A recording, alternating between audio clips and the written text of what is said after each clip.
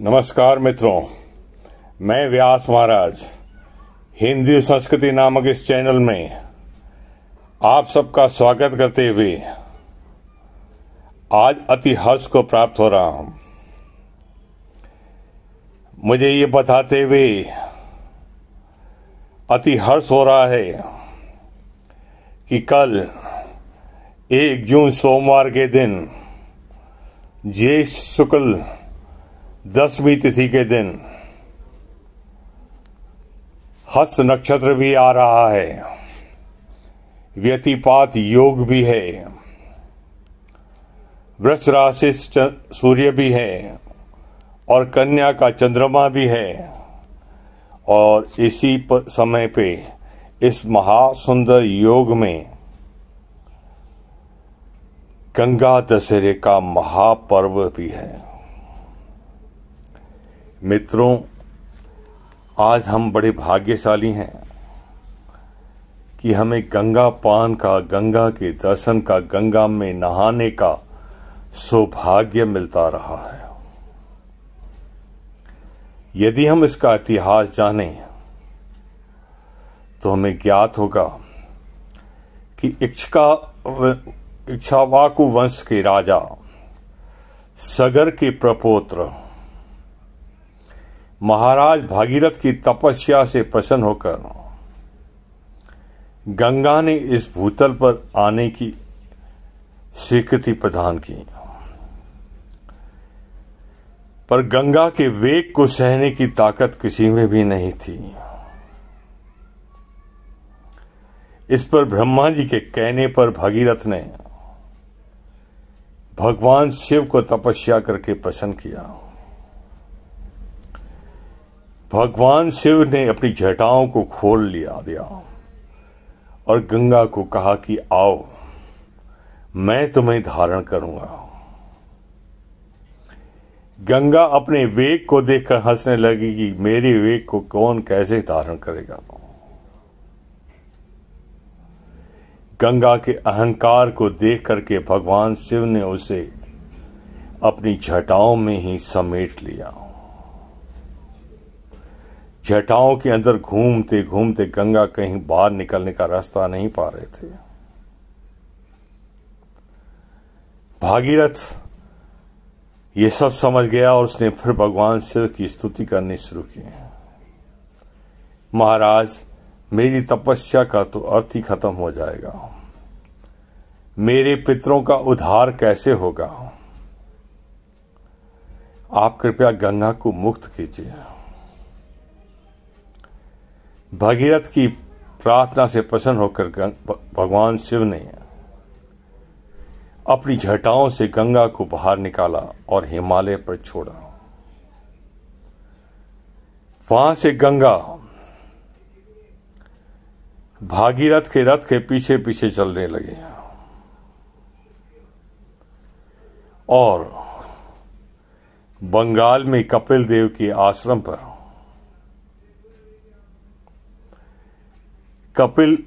आश्रम पर सगर के 60,000 पुत्रों को मुक्ति देती हुई आज कपिल देव जी के चरणों में समा गए। यही गंगा का महात्म्य है। इस दिन गंगा का पूजन अवश्य ही करना चाहिए। इस दिन भाग्यशाली ही गंगा में नहाते हैं, गंगा का पान करते हैं, गंगा का पूजन करते हैं। इस दिन दान पुण्य करना चाहिए और अपने पापों की शांति के लिए प्रायश्चित भी करना चाहिए। गंगा दशहरे के लिए सबसे प्यारा मंत्र है जो दिया गया है हमारे पुराणों में। ये सभी पापों के 10 प्रकार के पापों को हर लेता है। मानसिक, वाचिक, कायिक सब प्रकार के पाप गंगा दशहरे के दिन इस मंत्र के जाप से नष्ट होते हैं। मेरे साथ इस मंत्र को आप भी सुनिएगा। ओम नमः शिवायै नारायण्यै दशहरायै गंगायै नमः। ओम नमः शिवायै नारायण्यै दशहरायै गंगायै नमः। ओम नमः शिवायै नारायण्यै दशहरायै गंगायै नमः। आप अधिक कुछ न भी कर सकें तो नहाते वक्त अपने सर पर गंगा जल डालिए। प्रातः उठ करके जो पहला मुंह में डालें पानी वो गंगा जल हो। गंगा जी का पूजन, उसकी फोटो, उसकी मूर्ति कुछ भी ना हो तो एक लोटे में पानी भर करके कीजिए। प्रार्थना कीजिए कि मां गंगा आप यहां चली आइए।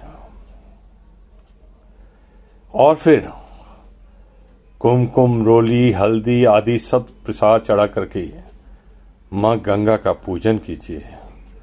भक्ति भाव से प्रार्थना कीजिए। माता तेरा नाम ही सारे पापों को जला डालता है, नष्ट कर देता है। हे विष्णुपति, तू मेरे भी पापों को नष्ट कर दे। माता, जन्मांतरों से संचित किए हुए सारे पाप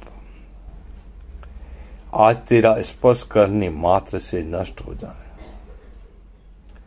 फिर गंगा की कृपा प्राप्त करने के लिए दान कीजिए, अन्न वस्त्र आदि दान कीजिए और प्रार्थना कीजिए कि माता हम पर सदा प्रसन्न बने रहें। मित्रों, पर्वों का, त्योहारों का बड़ा ही महत्व है हमारे जीवन में, और जब अच्छे संयोग हो तो इनका लाभ अवश्य ही उठाना चाहिए। आज टूटते हुए परिवार, छोटे छोटे परिवार में हमारी नई पीढ़ी के बच्चों को इसके बारे में कुछ भी ज्ञान नहीं है।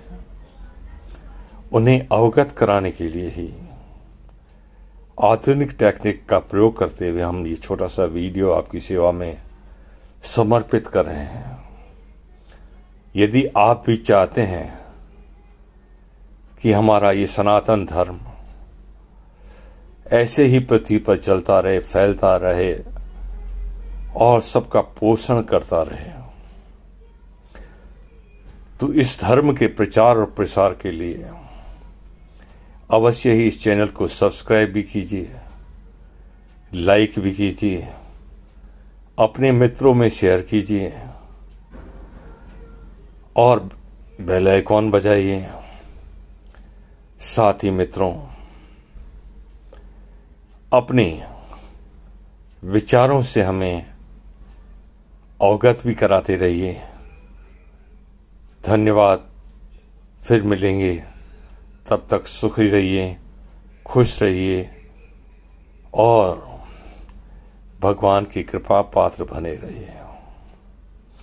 जय गंगे मैया, गंगा मैया की जय।